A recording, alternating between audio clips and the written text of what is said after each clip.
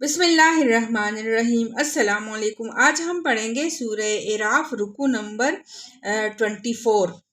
وہ اللہ ہی ہے جس نے تمہیں ایک جان سے پیدا کیا اور اسی کی جن سے اس کا جوڑا بنایا تاکہ اس کے پاس سکون حاصل کرے۔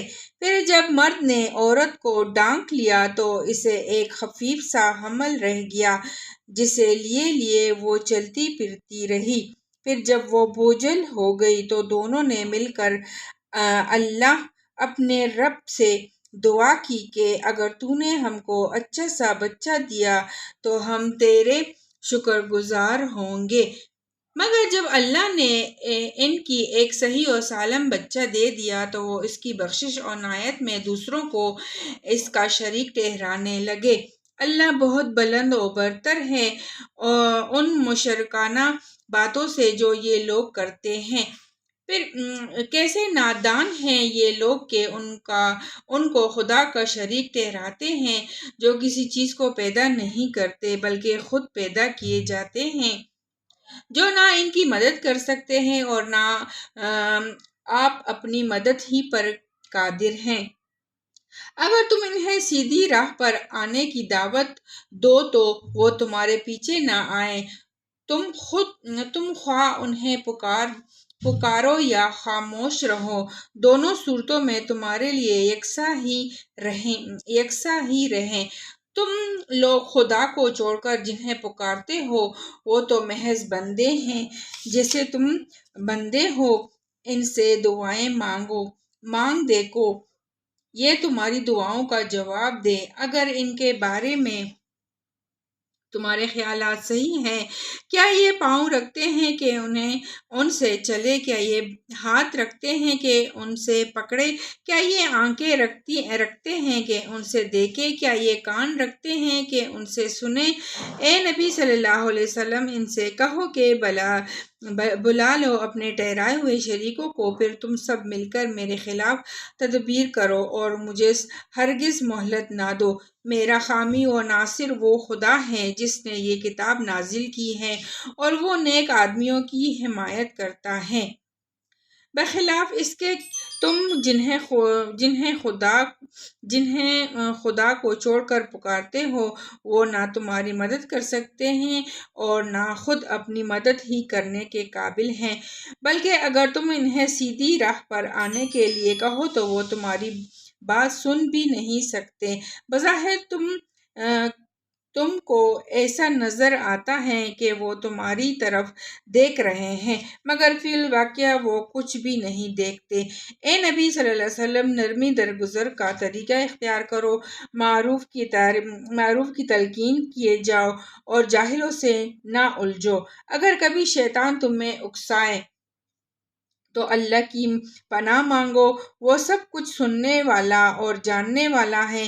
حقیقت میں جو لوگ متقی ہیں ان کا حال تو یہ ہوتا ہے کہ کبھی شیطان کے اثر سے کوئی برا خیال اگر انہیں چھو بھی جاتا ہے تو فوراً چونکنے ہو جاتے ہیں اور پھر انہیں صاف نظر آنے لگتا ہے کہ ان کے لیے صحیح طریقہ کار کیا ہے۔ رہے ان کی یعنی شیاطین کی بات تو وہ انہیں ان کے کج روی میں کھینچ لیے چلے جاتے ہیں اور انہیں بھٹکانے میں کوئی کسر اٹھا نہیں رکھتے۔ اے نبی صلی اللہ علیہ وسلم، جب تم ان لوگوں کے سامنے کوئی نشانی یعنی معجزہ پیش نہیں کرتے تو یہ کہتے ہیں کہ تم نے اپنے لیے کوئی نشانی کیوں نہ انتخاب کر لی۔ ان سے کہو میں تو صرف اس وحی کی پیروی کرتا ہوں جو میرے رب نے میری طرف بھیجی ہے۔ یہ بصیرت کی روشنیاں ہیں تمہارے رب کی طرف سے اور ہدایت اور رحمت ہے ان لوگوں کے لیے جو اسے قبول کرے۔ جب قرآن تمہارے سامنے پڑھا جائے تو اسے توجہ سے سنو اور خاموش رہو، شاید کہ تم پر بھی رحمت ہو جائے۔ اے نبی صلی اللہ علیہ وسلم، اپنے رب کو صبح و شام یاد کیا کرو اور دل میں زاری اور خوف کے ساتھ اور زبان سے بھی ہلکی آواز کے ساتھ۔ تم ان لوگوں میں سے نہ ہو جاؤ جو غفلت میں پڑے ہوئے ہیں۔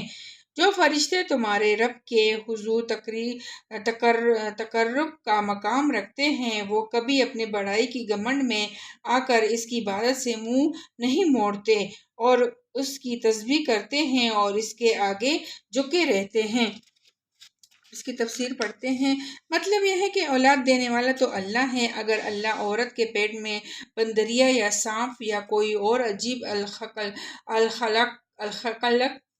الخلقت حیوان پیدا کر دے یا بچے کو پیٹ ہی میں اندھا بہرا لنگڑا لولا بنا دے یا اس کی جسمانی اور ذہنی اور نفسیاتی قوتوں میں کوئی نقص رکھ دے تو کسی میں یہ طاقت نہیں کہ اللہ کی اس سخت کو بدل ڈالے۔ اس حقیقت سے مشرکین بھی اسی طرح آگاہ ہیں جس طرح موحدین۔ چنانچہ یہی وجہ ہے کہ زمانہ حمل میں ساری امیدیں اللہ ہی سے وابستہ ہوتی ہیں کہ وہی صحیح اور سالم بچہ پیدا کرے گا، لیکن جب امید بر آتی ہے اور چاند سا بچہ نصیب ہو جاتا ہے تو شکریہ کے لیے نظریں اور نیازیں کسی دیوی، کسی اور اوتار، کسی ولی اور کسی حضرات کے نام پر چڑھائی جاتی ہیں اور بچے کو ایسے نام دیے جاتے ہیں کہ گویا وہ اللہ کے سوا کسی اور کی عنایت کا نتیجہ ہے۔ یعنی ان مشرکین کے معبود ان باطل کا حال یہ ہے کہ سیدھی راہ دکھانا اور اپنے پرستاروں کی رہنمائی کرنا تو درکنار وہ بیچارے تو کسی رہنمائی کے پیروی کرنے کے قابل بھی نہیں، حتیٰ کہ کسی پکارنے والے کی پکار کا جواب تک نہیں دے سکتے۔